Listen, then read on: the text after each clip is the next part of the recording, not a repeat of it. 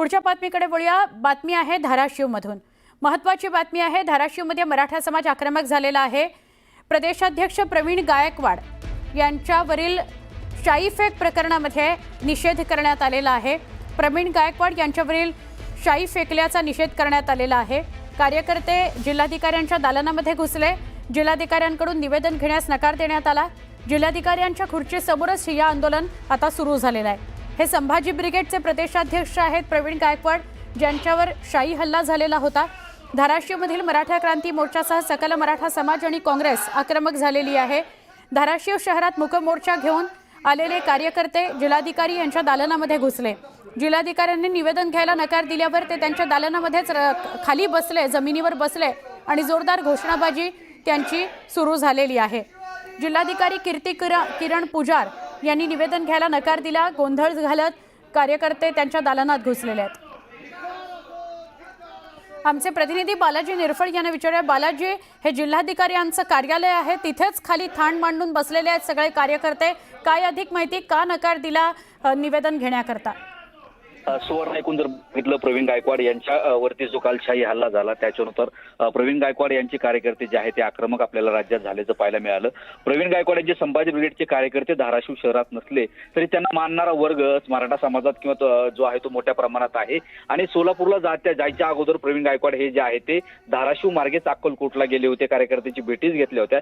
त्यामुळे ज्या भावना होत्या त्या तीव्र होत्या कार्यकर्त्याच्या। त्यांनी आज जे आहे ते काँग्रेस असेल सर्व पक्षीय कार्यकर्त्यांनी एक मूक मोर्चा काढण्यात आला होता। निवेदन त्या जो आरोपी आहे त्याच्यावर कठोर कारवाई करावी ही मागणी होती। मात्र जिल्हाधिकारी कार्यालयाला निवेदन द्यायला गेल्या वेळेस जिल्हाधिकाऱ्यांना नेहमीप्रमाणे जे आहे ती पाचच जे आहे ते निवेदन स्वीकारण्यास नकार दिला, असा त्यांचा आरोप जे आहे ते कार्यकर्ते मराठा समाजाच्या कार्यकर्त्यांनी केला।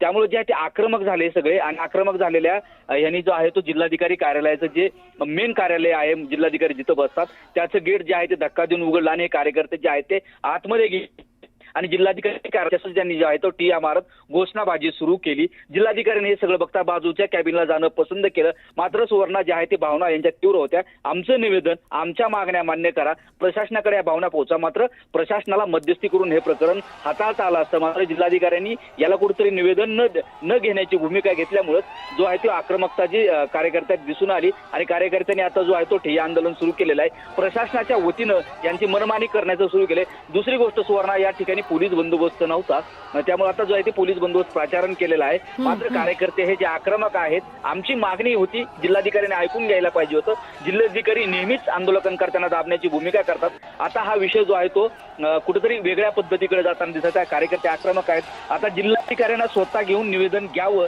आमच्याशी चर्चा करा, त्यावेळेस आम्ही कार्यालयाच्या बाहेर जाऊ, अशी भूमिका कार्यकर्त्यांनी घेतल्याचं दिसत आहे। बरोबर, पण मग आता जिल्हाधिकारी किरण पुजार आहेत कुठे? ते त्यांच्या दालनात होते का जेव्हा आंदोलनकर्ते आतमध्ये घुसले, का ते नव्हते दालनात?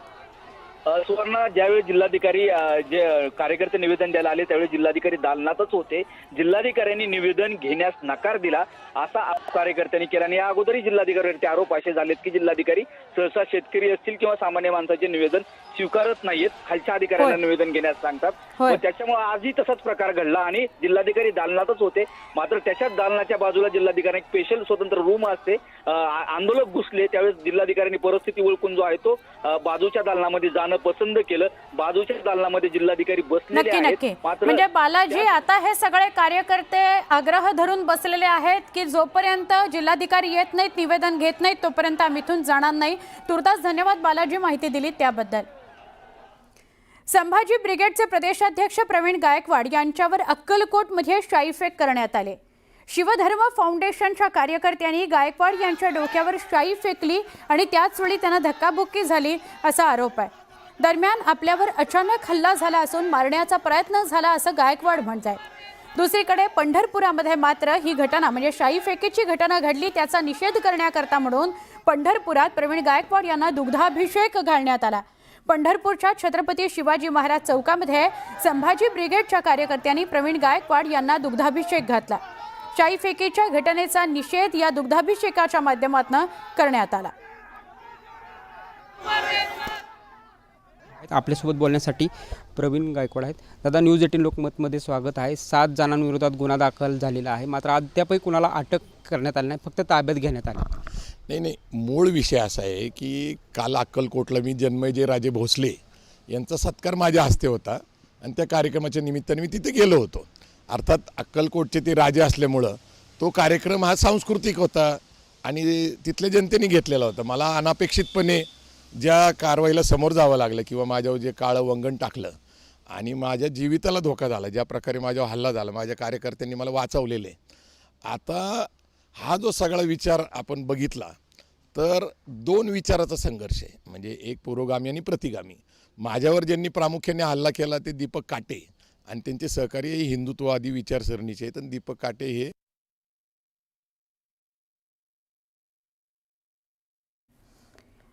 दीपक काटे हे भाजपचे कार्यकर्ते आहेत, चंद्रशेखर बावनकुळे यांचे कार्यकर्ते आहेत आणि त्यांनी आणि त्यांच्या कार्यकर्त्यांनी माझ्यावर हल्ला केलेला आहे आणि जीवघेणा हल्ला होता. कारण जेव्हा हा हल्ला झाला तेव्हा त्यांच्या अंगावर पिस्तूल होतं असाही आरोप रोहित पवार यांनी केलेला आहे.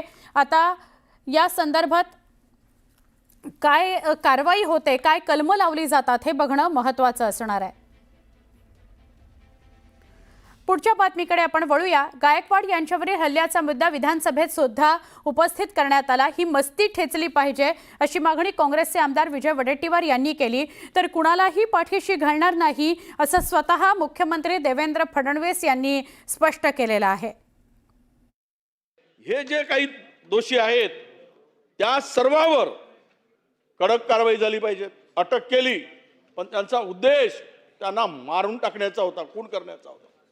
आणि ज्या पद्धतीने यांना कायदा हातात घेण्याचं यांनी काम केलेलं आहे, म्हणजे कायदा यांच्यासाठी काही नाही अशा प्रकारचा आविर्भाव आणि मस्ती जी आहे ती ठेचली गेली पाहिजे. अध्यक्ष महोदय, हा जो विचार आहे की खरं म्हणजे अशा पद्धतीनं मागेही काही घटना घडल्यात की जो व्यक्ती एक निर्भीडपणे काम करतो त्याच्यावर अशा पद्धतीचे हल्ले सातत्यानं या राज्यामध्ये झालेले आहेत. म्हणून आपल्याला विनंती आहे की हा जीवघेणा हल्ला करणारे जे काही आहेत त्यांच्यावर या ठिकाणी स्थानिक पोलिसांचं का दुर्लक्ष झालं. मी स्वतः या प्रकरणाची पूर्ण माहिती घेतली. ही वस्तुस्थिती आहे की त्या ठिकाणी हे जे काही आरोपी आहेत त्यांनी अशा प्रकारचा हल्ला केला आणि तुम्ही संभाजी नाव का ठेवलं आणि छत्रपती संभाजी नाव का नाही ठेवलं असा काहीतरी वाद तयार करून त्यांच्यावर शाई फेकली. पोलीस तातडीनं त्या ठिकाणी पोचले. पोलिसांनी श्री गायकवाडांना ही विनंती केली की आपण या संदर्भात फिर्याद द्या. ते फिर्याद द्यायला तयार नव्हतं तरी पोलिसांनी फिर्याद घेतली. फिर्याद घेऊन त्या ठिकाणी तात्काळ जे काही आरोपी आहेत त्यांना अटक करण्यात आलेली आहे. अद्यापही आरोपी पोलिसांच्याच ताब्यामध्ये आहे. कुठलेही त्यांना त्या ठिकाणी सोडण्यात आलेलं नाही. यामध्ये जी काही घटना घडलेली आहे त्यानुरूप जी काही शिक्षा करावी लागते किंवा त्या संदर्भात जे काही कलम लावावे लागतात ते कलम लावून या संदर्भात योग्य ती कारवाई केली जाईल. या सगळ्या प्रकारावर विरोधकांनी सरकारवर आगपाखड केली. बघूया काय प्रतिक्रिया उमटल्या विरोधकांच्या. या दीपक काटेली या भाजपच्या कार्यकर्त्यांनी पदाधिकाऱ्यांनी प्रवीण दादांना परत एकदा रस्त्यावर आणलं. परत कुठेतरी त्यांना कदाचित आपल्याला म्हणावं लागेल हा त्यांना मारण्याचा कट होता. आम्हाला असंही कळतंय की त्या दीपक काटेकडे बंदूक होती, पिस्तूल होता. खरं काय हे लोकांसमोर तिथं आलं पाहिजे. आणि प्रवीण दादा गायकवाडांवर जो मारण्याचा कट होता नाही तर मारण्याचा प्रयत्न त्या ठिकाणी त्यांना झाला, त्यांचा विचार हा संपवण्याचा प्रयत्न जो झाला, त्या दीपक काटेवर एक कडक कारवाई लवकरात लवकर करणं तितकंच महत्त्वाचं आहे. मी सातत्याने त्यांच्याशी बोलते आहे. कालही बोलले. तिथले SP जे आहेत कुलकर्णी त्यांनाही काल संध्याकाळी ही बातमी आल्यानंतर फोन घेऊन केला, त्यांच्याकडून माहिती घेतली मी स्वतः. आणि आपण आता अपेक्षा करूया की त्यांना न्याय मिळेल. अशा कुठल्याही कृतीचं मी जाहीर निषेध करते आणि असं करून ज्याची गुन्हेगारी पार्श्वभूमी आहे ह्याच्यावर अजूनही ॲक्शन होत नाही हे धक्कादायक आहे आणि सुसंस्कृत महाराष्ट्राला लाजवणार आहे. प्रवीण गायकवाड यांच्यावरती हल्ला जो झाला, ज्या पद्धतीने हल्ला झाला, हे भारतीय जनता पक्षानं पोचलेले डावे होते. आता जनसुरक्षा कायदा तुम्ही लावणार आहात का या लोकांवर? महाराष्ट्रात कुठेही कोणीही कोणाला मारतोय धरतोय, सामाजिक कार्यकर्त्याला, राजकीय कार्यकर्त्याला, बाहेर फिरायला कार्यकर्त्यांना भीती वाटते राजकीय. या भाजपच्या गुंड टोळ्या कधी कोणावरती हल्ला करतील याचा भरोसा नाही. या महाराष्ट्राचं गुंडाराष्ट्र करून टाकलंय फडणवीसांच्या राज्यामध्ये. संभाजी ब्रिगेडच्या प्रवीण गायकवाड यांना काळं फासल्याच्या घटनेनंतर वातावरण तापलंय. या घटनेनंतर मराठा संघटना आक्रमक झालेल्या आहेत. पुण्यामध्ये संभाजी ब्रिगेड, मराठा सेवा संघ, मराठा क्रांती मोर्चाची बैठक पार पडली. या बैठकीत गायकवाडांवरील हल्ल्याच्या निषेधार्थ पुढील रणनीती ठरवण्यात आली. सुरुवात तुम्ही केली, शेवट आम्ही करू असा इशारा या बैठकीतून संभाजी ब्रिगेडकडून देण्यात आला.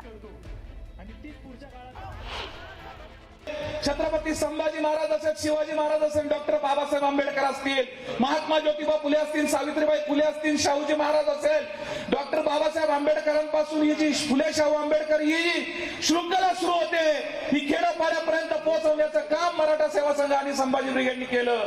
आणि त्या संभाजी ब्रिगेडच्या म्होरक्या ज्यांच्या नेतृत्वाखाली काम केलं आम्ही, ते आदरणीय पुरुषोत्तम खेडेकर साहेब आणि प्रवीणदादा गायकवाड आणि मी स्वतः आम्ही 25-30 वर्ष काम करत असताना आज ज्या पद्धतीने त्यांच्यावरती जो हल्ला केलेला आहे, तो हल्ला एवढा सहज समजू नका. तुम्ही सुरुवात केलेली आहे, शेवट आम्ही निश्चितरित्या करू हे लक्षात ठेवा.